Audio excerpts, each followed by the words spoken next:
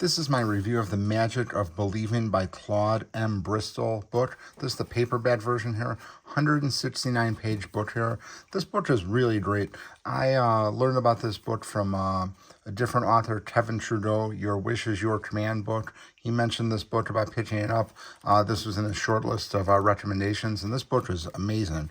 Very happy with it. If you're into manifesting, law of attraction, telepathy, anything like that, this book is absolutely for you. This is a pretty older book. I believe it was written in maybe like the 40s, something like that. And the author he did a really great job of breaking all of this stuff down and explaining it very well. The print is kind of small here, so you do have to like kind of zoom in a little bit on it, but very happy with it. Again, 169 pages. It's a very quick read, and like I said, if you're in the law of attraction, manifesting, this is definitely a hidden gem that I never knew about.